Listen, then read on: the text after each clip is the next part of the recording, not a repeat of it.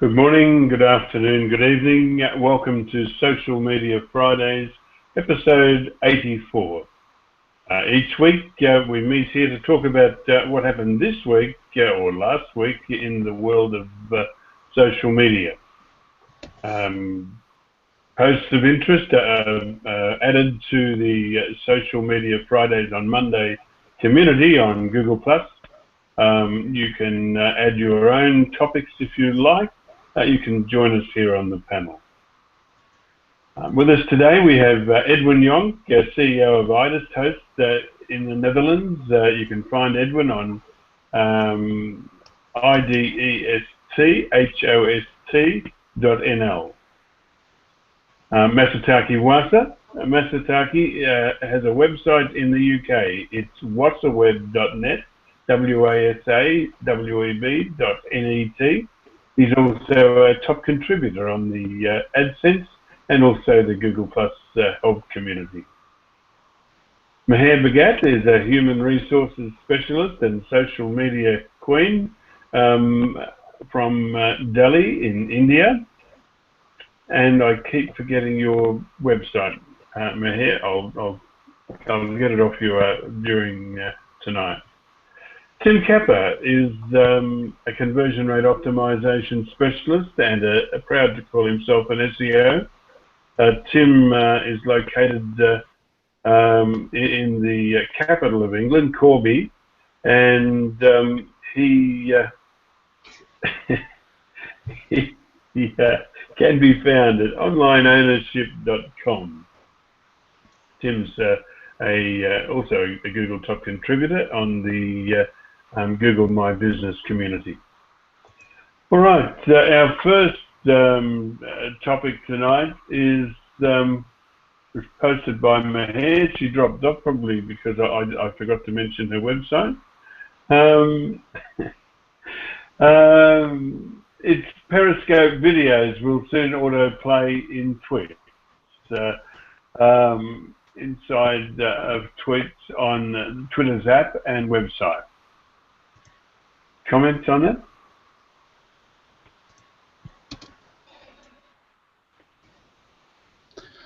Well, it's a great way to boost your analytics, like Facebook did.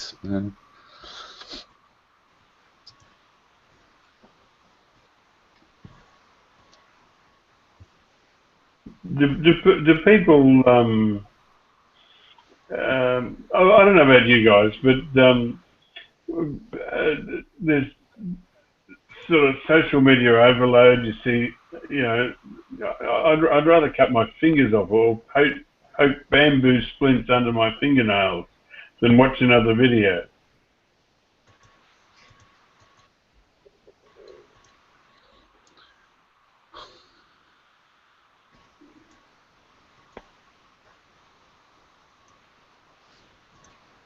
Usually, sorry, you were saying? No, you go ahead, Meher. Periscope does have good videos because people are usually live, and I mean, like I have been on Blab, I've been on Periscope, I've been on, there's another app, I'm sorry, forgetting the name for that app, but for some reason I find Periscope videos to be more constructive, more into knowledge base. I mean, and it's obviously one-way conversation. I mean, usually a person has to read every new message that they sent on Periscope when it's live, but for some reason I find Periscope videos, people who make Periscope videos have usually good stuff to say, good pointers to actually suggest, and people who are using Twitter and also Periscope, for them it's, as Edwin said, it's a good way to improve your analytics. Second thing is to improve your reach. That's because Periscope does allow you to add Vine videos. It's a good way to reach more audience. Yeah. And with events, Snapchat is quite good with events, right? They call them stories on Snapchat. It's really nice just to go from one event to the other event across the world. That's really nice. It's a nice experience. Yeah, But for the I users, agree. you really need to be careful because maybe there are people at the back that don't want to be in the video, or here in the Netherlands there was an issue where people were filming within the public transport. Yeah, so you need to be a little bit careful where you stream. I think also during a concert, somebody was streaming and was thrown out. So yeah, be careful when you Periscope or Snapchat or whatever.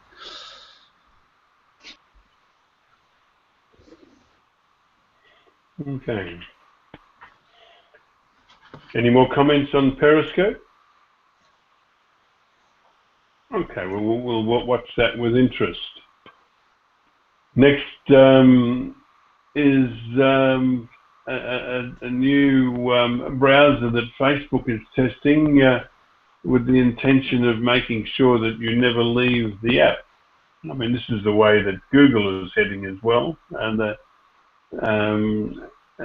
having grown from the ecosystem that they provide a search function for. And now they want it all. They want to have it all. Comment was still both options, the in-app browser and instant articles, have the same goal. Make sure you never need to leave the Facebook app. With a good enough browser, the Facebook app could essentially become a self-contained ecosystem of its own. We had visitors last week, and one of our visitors basically moved between Facebook and Candy Crush, which I think must be the dumbest game ever known to man. Yeah, when they got bored with Candy Crush, they'd go on Facebook. When they got bored with Facebook, they'd go on Candy Crush. If she's watching now, I'm just about to kill myself. You know, it's a world where people don't watch the news, where people it's a different world to me anyway. I don't even have a Facebook account. But yeah, it's sustainable. I mean, people seem to like it. They're certainly hooked into it. What do you guys think? Well, it's not a new browser. There was already an in-app browser, right? If you're on the phone with the Facebook app, you do not get a choice to go to Google Chrome or Firefox or whatever you have installed on your phone. It will open within the app.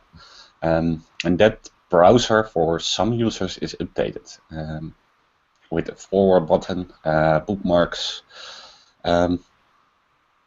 So the browser is improved.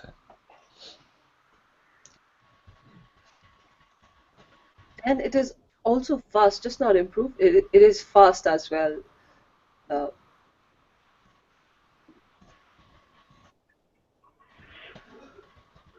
Well, I mean, if Facebook comes up with a reasonable search function, maybe I better get an account.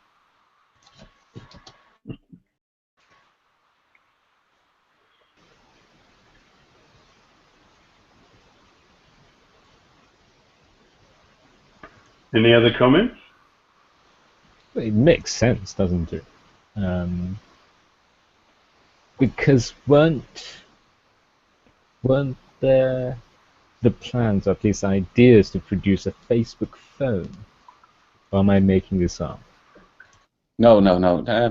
They were. And it turned out that it was basically an Android-based phone with, how do you call that in Android? With Facebook login and Facebook team and everything with Facebook. Yeah.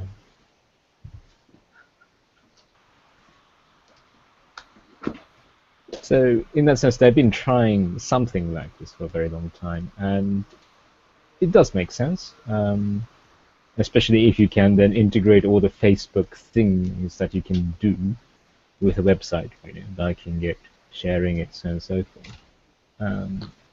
Then you're essentially going to access the web via Facebook on Facebook's terms, as it were, and then you can engage and interact with external websites.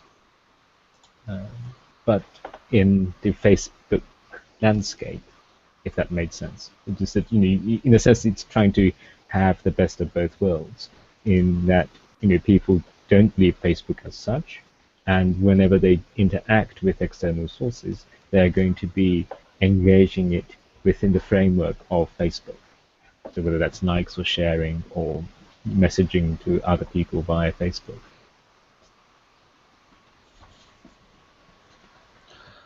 Yeah, for Facebook it makes sense. Of course, this is what they want, right? Last week we were talking about silos for Twitter, and basically this is a move towards that. And for Facebook, it makes perfectly sense, right? They have more data about their users. In this new browser, I think you can. You can input your own URLs. So yeah.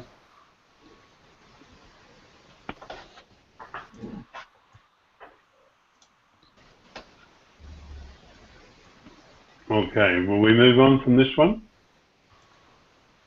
Yeah. Okay. This one is titled Facebook's Fight to be Free. They're not locked up, although they should be, I reckon. They providing a basic internet access to India. But, well, they were. It was removed, I think. Oh, I see. And now there's a campaign for the free basic, or the internet.org, to get it in India again. And I think people had to vote, or it was quite complicated. The debate is still on for it, but yes, people are against it because when this would come, because most of the telecom companies are bringing up their own products when it comes to free basics, right? So video streaming or Skype, apps like this would be a separate add-on packages.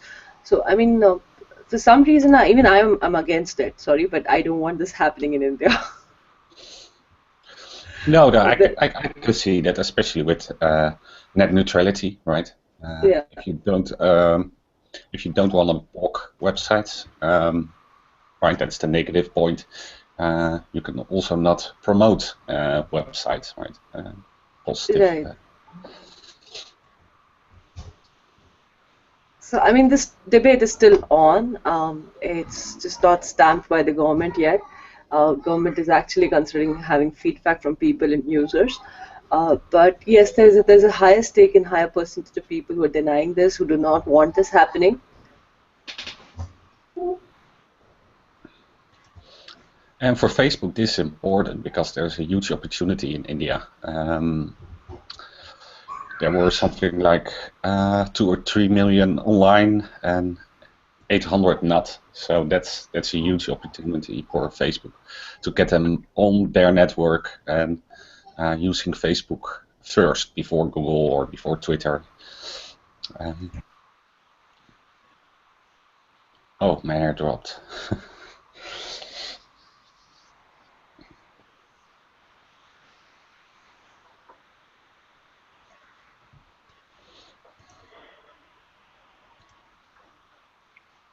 Obviously, Mahesh should be using free basics. I think that connection is was from a really bad provider. No, Meyer, do you know the provider of the free basic one? Sort of. I would say yes. From memory, I thought it was Relance or something like that. Something with Re. Reliance, yes, Reliance. And well, Reliance has the most pathetic services, so yes, free basics for Reliance.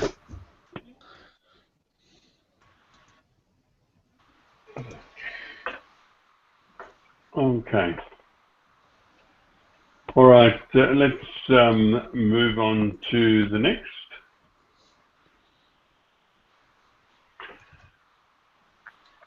This one is simply titled Social Media Disillusionment.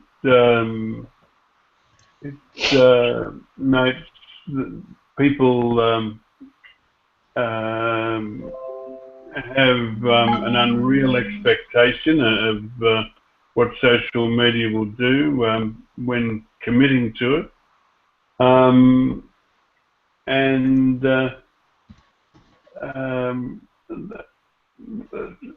I do notice on Google Plus that the evangelists for social media, they seem to have dropped right away. Is it just me, or maybe they've all blocked me and I just don't see their posts anymore?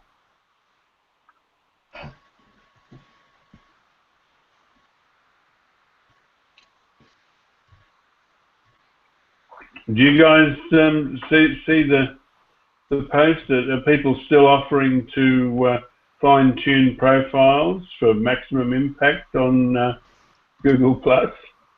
No, not for Google Plus, but for Google My Business for sure. There's a market for it, and that's basically. Tim Capper does a lot of that, doesn't he? Yeah, I think so. And those were the Google Plus pages, right? So it's more the professionals that worry about it. But these days you don't hear anything from authors. For Facebook you do hear optimizing their profile and having a campaign, but for Google Plus not so much. Mm-hmm. And I think the BBC left Google Plus too, or No, it's still there. Oh, it's still there. The word service stopped updating it. Oh, okay. I see. That page, but I think the sports one's still around. I haven't seen it for a while. The main BBC News one is still publishing things, but that's cross-platform. So I think essentially the same thing as on Facebook and on Twitter and LinkedIn as well. I think. But I think generally, the point of that article that it's sort of maturing market. It is no longer sort of free for all, or the idea that first mover advantage is here. That if you can get in and stick your flag down, then you're going to gain huge advantage. I think that kind of, if you like, initial period of excitement is over. I think that's true. And in case of Facebook, you probably have to pay to reach a good number of your followers. Twitter is really trying to somehow monetize its presence, so it's going to be interesting how they're going to do it. And Google Plus, again, it hasn't really been that huge change, shall we say. It wasn't. It hasn't really caused a fundamental paradigm shift. I think that's quite true to say. But it has users, and you probably could try to reach those people. And people have been trying to do that by using the nearby stream when it was still around. Trending on Google Plus, hot on Google Plus. You sometimes get things recommended to other people. So people are trying to optimize their posts and try to generate some sort of excitement about the post so that such posts appear more readily on other people's streams. But but I think the general point is good, that it is now about, I think it's a mature market. The platforms are established now, so there are certainly things that you can do, but it's not going to have as huge an impact, I think, or I suppose, than what it used to do initially when social media platforms came out. I've got Yeah. a couple of gross of author rank calculators if anyone wants them.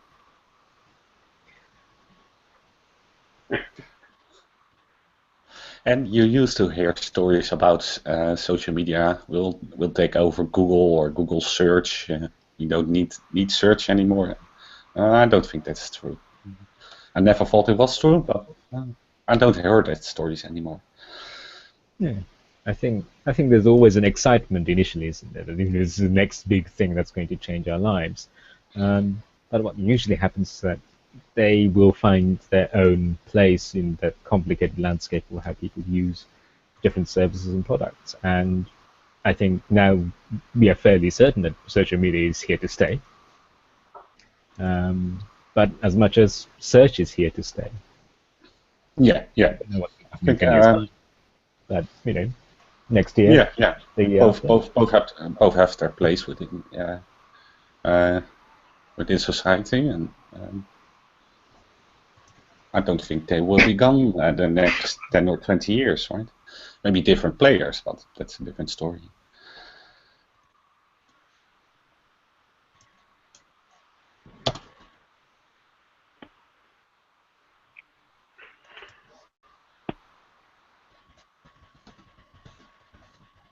Okay, let's move on to the next. I didn't get time to read this article, so I hope one of you guys did. This is the history of Twitter's rules. Who can tell me about it?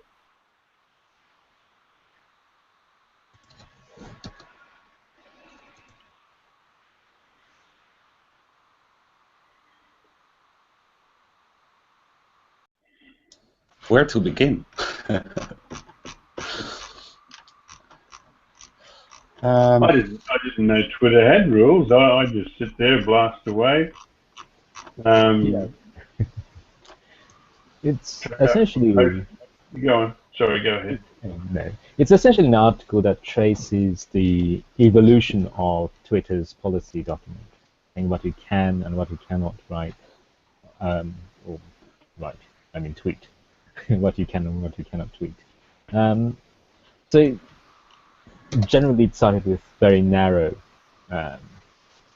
very liberal, if you like, stance. And then as time went on, there have been many controversies, and on which Twitter had to take action and then institute rules that would prevent the same from happening.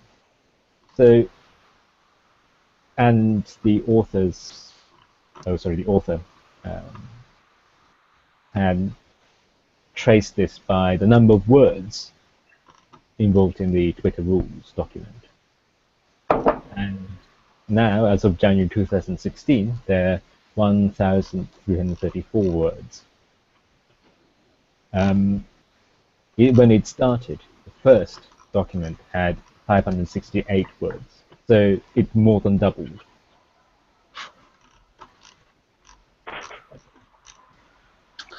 So. Yeah. Twitter was founded in 2006, and there weren't any rules, Jim, until 2009. Basically, the first change came in 2010, 2009, because of the parodies, right?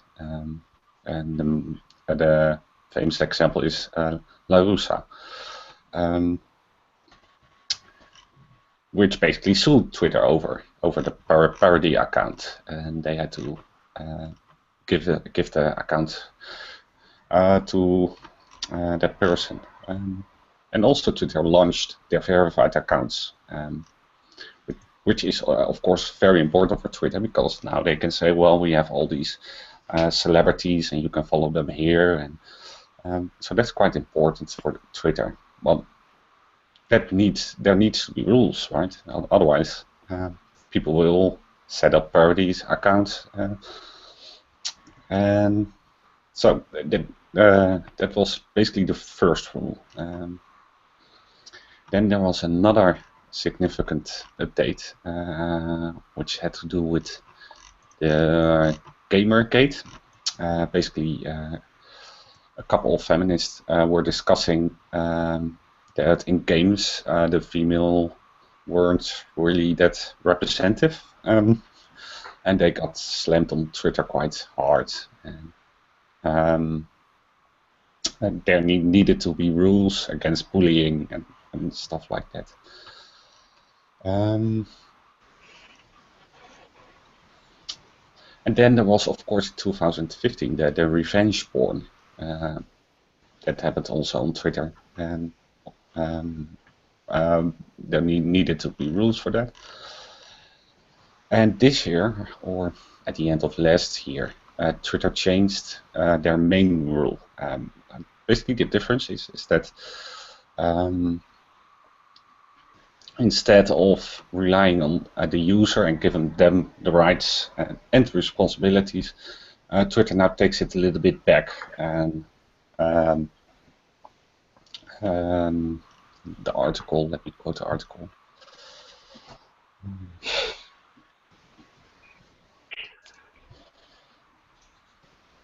There are still some parody accounts, though, aren't there? Oh, yeah, no, the parody accounts themselves are not an issue. So long as, I think, it's the article as well, so long as a reasonable person can determine that it's not actually the person. So, yeah, and you cannot use the name, right? So if your Twitter handle is that famous name, you cannot use that, as far as I understand. Because go ahead, Nastaki. That you can add parody at the end of the name, for example, then that is fine. Yes.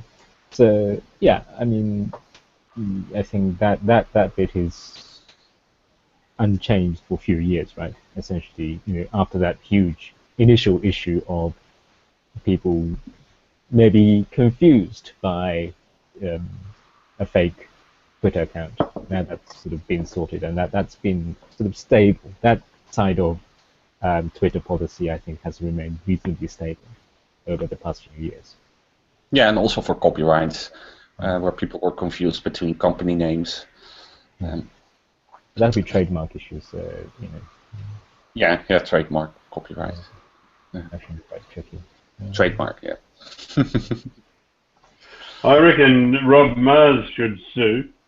There's some bloke on Twitter calling himself God.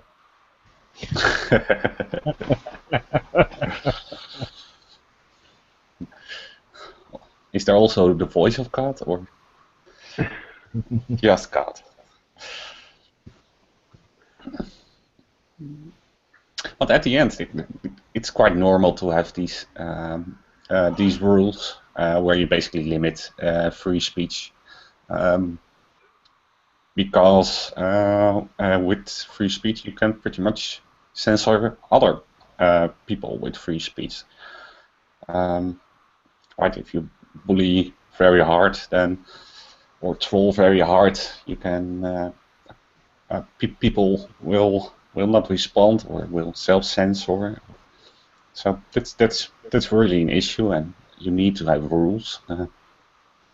It's not that popular within the United States, but here in Europe it's quite normal to have rules like this. Yeah. I think that's an appealing feature of Twitter, isn't it? You have such a hugely diverse demographic. Whereas on Google Plus, I mean, I've blocked my way into a sort of an echo chamber where I don't have any anti-vaxxers. I don't have any NRA promoters. I don't have any Republican mad dog voters. I've pushed all these people out of my life to save me time, because inevitably I would argue with them, and then I just sort of woke up one day and I thought, this is stupid. I won't do that anymore. And but then when you do get your ideal world, it's pretty boring. So it's good to be able to jump onto Twitter to troll people. Yeah, I think you have a point there, especially if you compare Twitter and Facebook. The Facebook timeline is really filtered and made for you, right? So if your interests are in the NRA, then you get posts from NRA, right? Or weapons or other things. If you oppose that, then you basically get more articles that oppose the NRA or weapons or promote world peace, so to say. And on Twitter, they don't filter the timeline, so maybe you get more feedback on Twitter than on Facebook. Yeah. Just got to find That some more makes sense, candy. by the way. All right. Any more on the history of Twitter's rule? I think it's generally an interesting article because it touches on the idea of freedom of speech and how do you act on that, how do you balance that with other rights that people have. I mean, if you're an absolutist, you could say, oh, freedom of speech is absolute. It absolutely trumps every other right that people may have. Then that's not, that's a consistent but probably untenable position. You don't want people to be posting libelous things or nasty things or really violent stuff. So then where do you draw the line? And it is interesting that Twitter has really shifted gradually and in response to certain events to balance those demands more carefully. And I think that had to happen because of the maturing of the platform, maturing of Twitter. Gained more people, gained more nutters, and how do you deal with nutters? That's a big problem for many social media platforms. What nutters do you allow on your platform, and how much are you going to allow nutters free space? And that's always been difficult. And I always have a feeling that the social media platforms, the people who run it, people who create it and maintain it and try to foster it, they tend to be too nice, I think, in that they may not have the imagination, if you like, that nasty people, nutters, might use it for nasty purposes. And we can argue that social media has enabled nutters to come together. Because, pre-social media times, if you have a very strange idea, very wacky idea, very out of mainstream idea, how are you going to meet people of similar ilk and similar ideas? You couldn't make a publication because it wouldn't have been commercially viable. What are you going to do? Are you going to, do a samizdat? Are you going to write something by hand and use a photocopier? But then you were the only nut in the village. You're not going to be able to distribute that and then discuss it with like-minded people.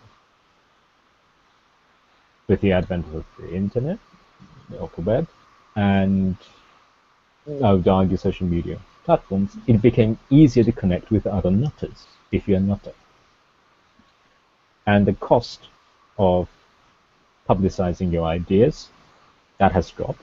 You can set up a blog for free. You can put up a web page. You can create a community, and then you can connect with other. You can then sort of network with other networks, existing networks. So you might be the only nut in the village, but then there might be a few nutters in the village next door, and they have a sort of 3-people cell, a 3-people network. And then they might know someone from the village further away. So then what you can do is, if you can connect those up, you're creating networks of existing nutters. And then before long, there is an active, vocal community of nutters sharing nutty ideas. And that's the beauty of social media, enabling that to happen. Corby springs to mind.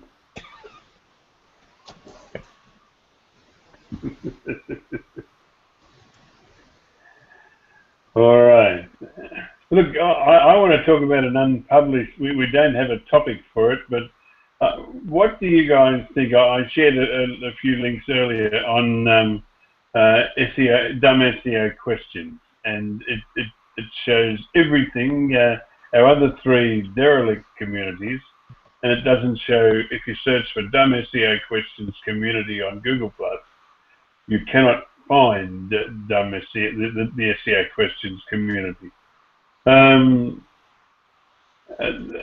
the way, if you do want to find the SEO questions community, go to Social Media Fridays on Monday, or search for Social Media Fridays on Monday, and that can be found. And why is that easy to find? Why does that search work? And a search for the SEO questions community can't be found. I mean, the one has about 25,000 members. The other, our Social Media Fridays community, has 202 people. And we thank you for joining us. Yeah, what's going on? What do you guys think? I have no idea. I mean, search on Google Plus has been comical,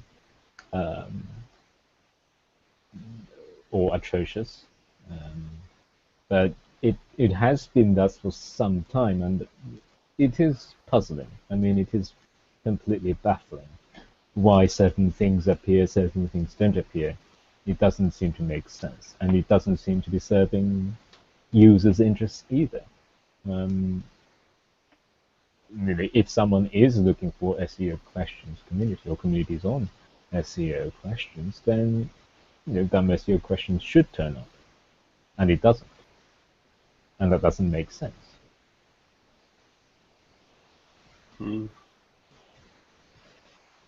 It's almost as if they're doing it deliberately.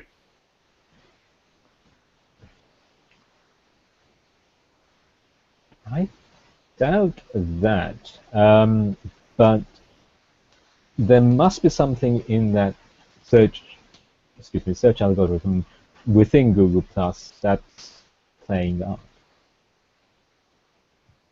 Because there's no issue with regard to ordinary Google search, right? No, that's right. The ordinary Google search will find it. So they must be using some sort of filter for searches within Google Plus. I'm not so sure it's still the case, but it had been the case that if you typed in Google Plus help in the search bar, you don't get the official Google Plus help community among the results. So there have been issues. They have been going on for some time. I'm not so sure whether it's gone worse. It's been bad for a very long time, so I don't know what's happening. And I think it's been noted, and people have complained, but nothing seems to be done, or is being done.